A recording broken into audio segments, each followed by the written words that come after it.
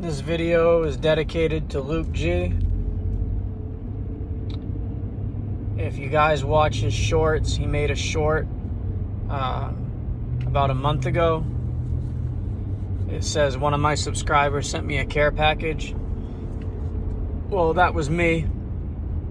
I sent him, I sell socks, and so I sent him a bunch of socks, a knife for protection in case he was ever in a homeless shelter and needed protection. I sent him a chain, a really nice silver chain,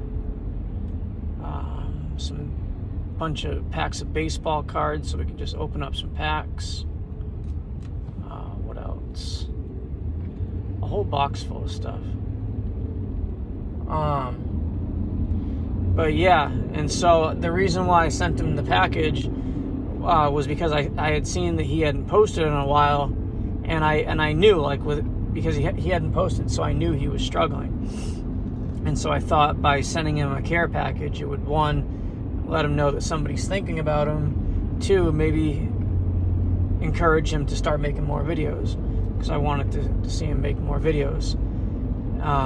And he was one of the people I thought, if I encouraged him, he might get going, and I could totally see his channel blowing up, because he made good content, or at least content that I wanted to see. It was interesting to me. I mean, maybe not to everybody, but to me it was interesting. And so I wanted to just make a video in memory of Luke. But so this video doesn't have anything to do with Luke, but the beginning of the video was kind of like letting you guys know that I'm dedicating this video to him. So I was on about 120 milligrams of methadone. I started going to I had gotten out of jail and I was clean off of everything. I had relapsed, and I was only on maybe a 2-week relapse. But I know myself, when I go pretty hard. And so my mother had encouraged me to seek some sort of treatment, whether it be suboxone or methadone. And so I chose to go with methadone. I had never been on methadone. At the time I was 37. I had done methadone. I had never been prescribed methadone because nobody would ever give it to me. If they would have given it to me, I probably would have gotten clean a lot earlier if I would have qualified. But I was living in Maine, and in Maine, they don't just give you health insurance like they do in California. I tried to get on some sort of assisted treatment, and then one place said that they would take me in, and so I had to go in for an assessment. They wanted me to be sober. I couldn't get sober one day to go in for the assessment, so then they'd reschedule me. And I remember I was on the bus trying to get there. I got on the wrong bus, so then they rescheduled me again just to get into the assessment for the suboxone clinic. Missed the bus again, and then I could never make it to the assessments, let alone get the IOP every single day. I was such a bad junkie. For me to get the IOP and be on time, being homeless, not having any bus fare, not having a bike. If I did have a bike, it wasn't for very long. And if I did have a bus pass,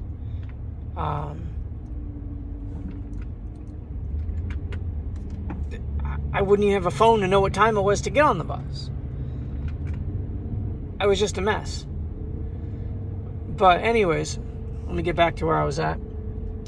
So my mother had convinced me to get on some sort of medication-assisted treatment. So I went with methadone. I think my first day they gave me 40 milligrams. Then the next day they said, "How do you feel?" And I'm like, "Of course, I need more." So, all right. So then I'm on 60 milligrams. Then I'm still it's not really helping. All right. Then I'm on 80 milligrams. I think I'm on 80 milligrams for a couple weeks, and I'm just like, it's not working. I need more. So then they give me 100 milligrams, and then I'm cool. On 100 milligrams, I felt kind of decent, catching a little nod here and there. And then I'm just like, I need more. Give me more. So then I got up to about 120, and then once I was on 120, I'm just like, geez, how far can I go? This is it, man. So I kind of stayed on 120 milligrams. So this is what happened. I'm on 120 milligrams, fully content with just being on methadone. I don't have any cravings to go out and use. I don't like crack. I don't like meth. I mean, I do if I'm trying to get messed up, but I really was trying to change my life around. Like, deep inside, like, I didn't want to get high anymore. And the methadone took away the cravings. And so I was working consistently, going to staffing agencies, getting general labor jobs here in North County, San Diego, where I was living. There's a lot of factories, and factory is just repetitive work. You take a box, you stack it on top of another box, and you take that box, you stack it on top of another box. Or you're in a bottling factory, you take one bottle, you pass it to the left. You get another bottle, you pass it to the left. You take one, you pass it to the right. You pass one to the left, pass one to the right. Like, repetitive. And for somebody who's a junkie, that's not very hard work. And before I started using, I was a pretty energetic person. So I'm on methadone. I'm working, and I start watching a lot of YouTube. And since I had been in prison, I start, typing in, prison, and I start finding these prison channels. And one of them, Ryan didn't really like to be called the prison channel, but Ryan Leone was one of the channels that I drifted towards heavily, actually.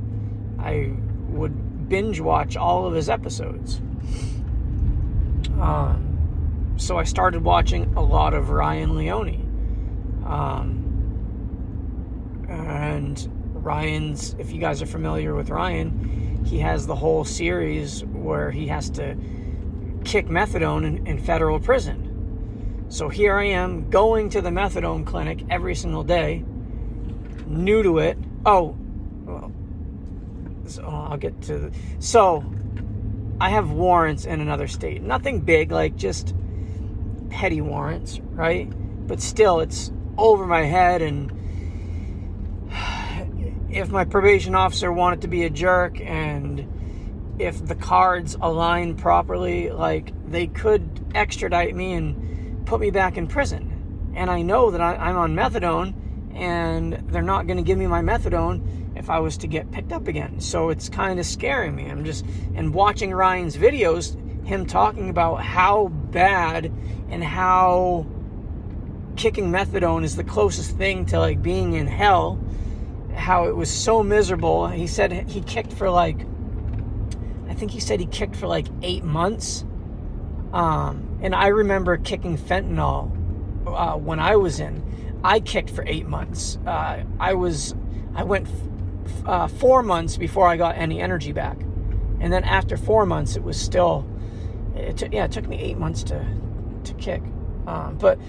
So anyways, I'm watching Ryan's videos while I'm going to the methadone clinic, and it is literally scaring the crap out of me. I am so scared because I know that if I have to kick methadone, I am going to go through exactly what Ryan's gone through. If you've never seen Ryan Leone's Kicking Methadone series, I suggest that you watch it. It's painful, but it's enlightening, and it's very truthful, and it's spot on how it feels. It's brutal. So I'm going to the methadone clinic. I'm watching Ryan's videos, and I'm just like, dude, I've got to get off this methadone. I have to. There's no way I'm going to be able to go through this. Like, I was so scared. So I go to my methadone. You got your counselor. You don't actually talk to a doctor. You talk to your counselor. And I tell my counselor, I said, I want to switch methadone to suboxone, because I knew that kicking suboxone wouldn't. I knew it was bad, but I knew it wouldn't be as bad as kicking methadone. I figure if I had to be sick, I'd rather be sick from suboxone withdrawals than methadone. So I tell them I want to switch, and so they want to wean me down, or I forget what it was. Yeah, they wanted to like wean me down, and then I had to go 9 days without methadone. What was it again? I'm sorry, guys. I'm driving. I'm in traffic. I'm trying to focus, but they wanted me to be off methadone for 9 days, and then go into my. Or no. Okay, this is the way it was. So the Suboxone clinic wanted me to be off methadone. So the Suboxone clinic knew that the Suboxone clinic knew that I was on methadone. But the methadone clinic didn't know that I was going to be switching to Suboxone. That's what it was. So basically I went into this. So with Suboxone, your first dose, you have to dose in front of trained medical professionals, because when they dose you, they want to see how you're going to react. They want to make sure that nothing happens. So you have to like take it right in front of them, and they have to monitor your vital signs, and you got to be in there for a few hours. So the Suboxone clinic, I told the Suboxone clinic that I hadn't dosed for 9 days. In reality, because what I had done is when I had been doing fentanyl, a lot of times I had done fentanyl like in the morning, and then at nighttime I'd be sick. I wouldn't have any fentanyl, so then I'd take some Suboxone. I'd go into precipitated withdrawals. I would feel really, really bad for about 30 minutes, sometimes like an hour, and then after an hour goes by of the sweating, then I get to a place where I feel okay. And so I figured it was just going to be like that. I figured, okay, I can go for methadone, and I'll go to Suboxone. I already knew that if I took Suboxone, it was going to make me feel like crap. But I figured, okay, well, I'll feel like crap for an hour or two, and then it'll go away just like it did before.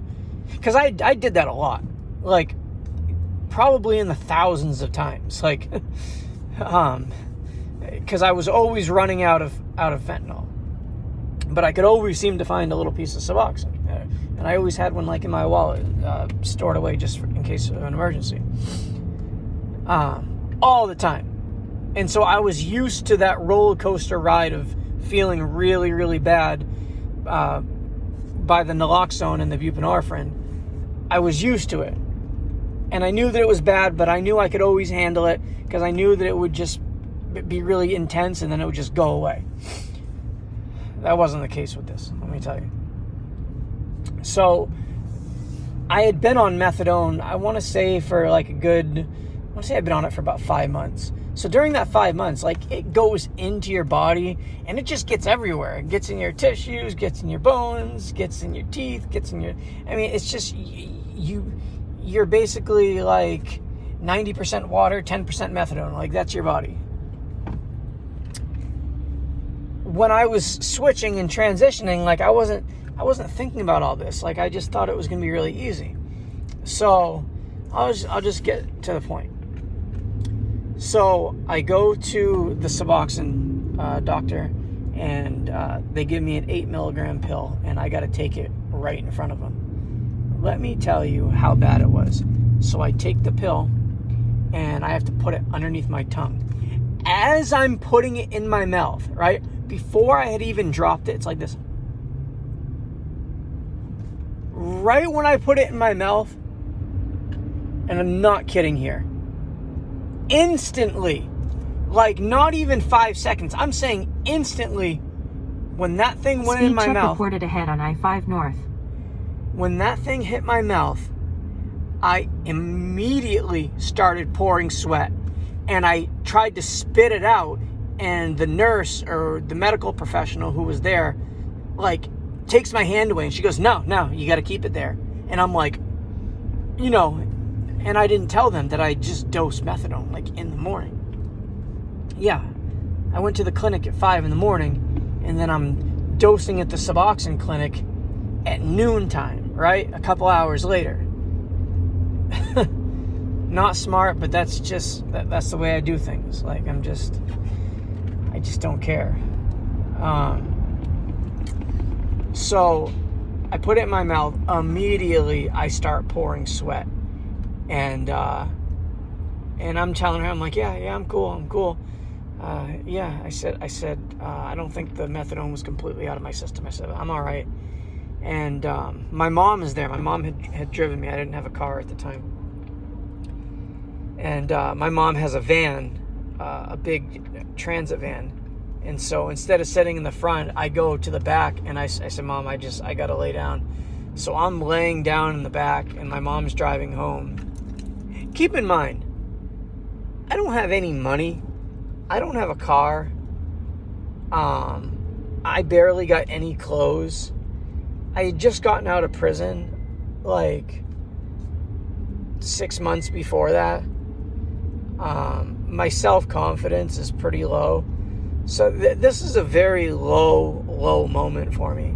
So I'm in the back of, and I'm 37 years old, right? I'm in the back of my mom's van, laying down, pouring sweat. I mean, like, you could have taken my t-shirt off and just wrung the thing out, and you could have filled up a bucket. It was so bad. And so, like I said, I had done it so many times with fentanyl.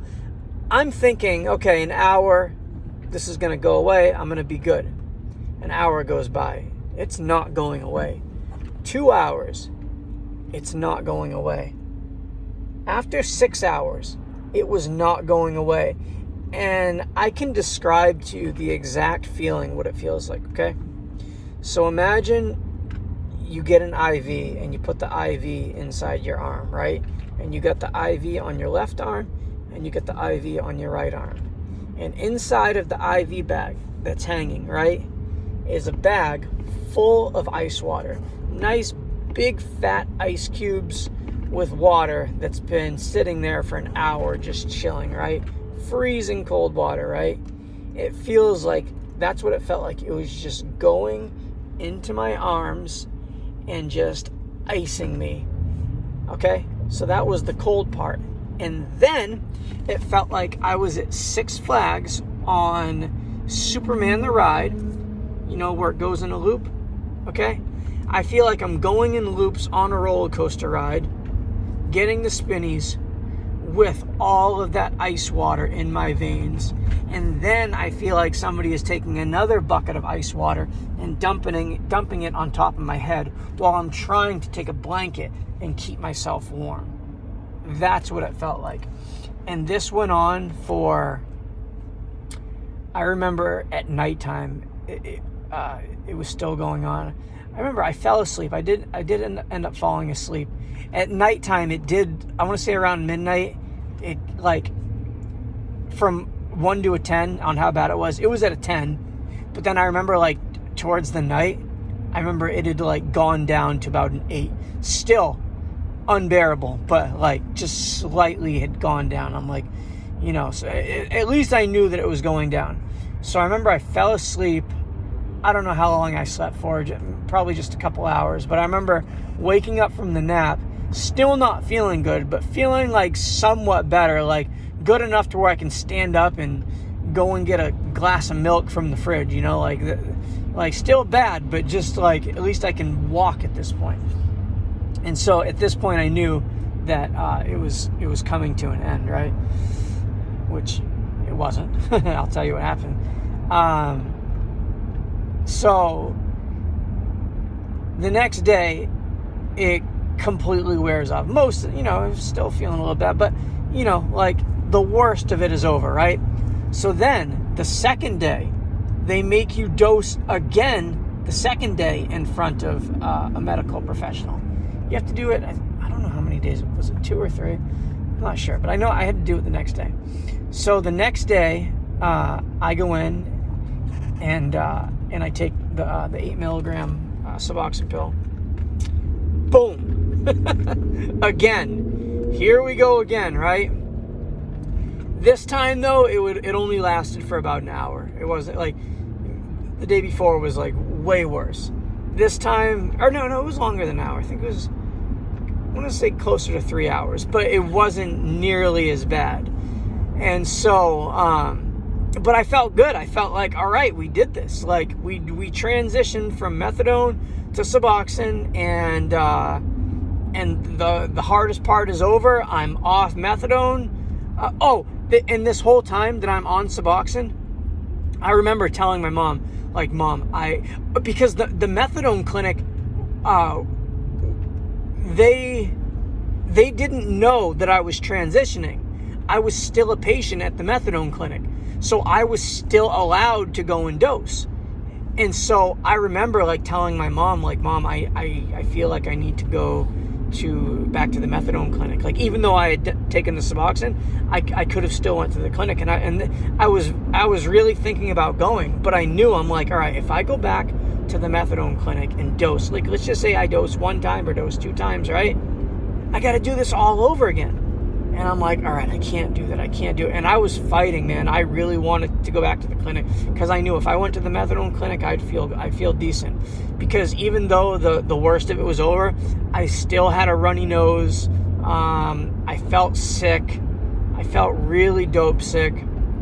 Not like I'm gonna die dope sick, but like I didn't feel good. You know, like I definitely couldn't go to work. That for sure. There's no way I could have done any type of work. But I was really wondering, like, is this going to work for me? Is suboxone going to work for me? I'm glad that I never went back and dosed at the methadone clinic, because I feel like if I would have went back, I feel like I just would have stayed on, and I never would have gotten off of it. And so the point of the story is that by watching Ryan Leone's stories, I got off methadone. Ryan got me off methadone. He scared me so much that I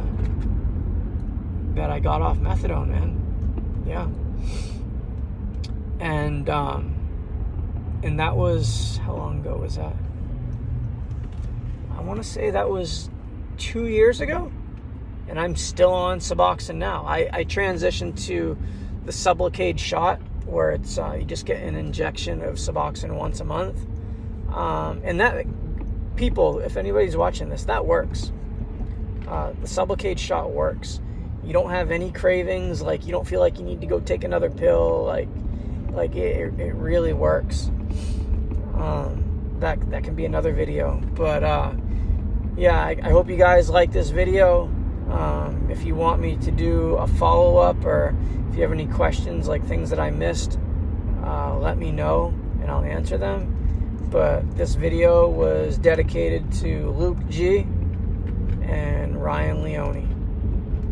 Rest in peace.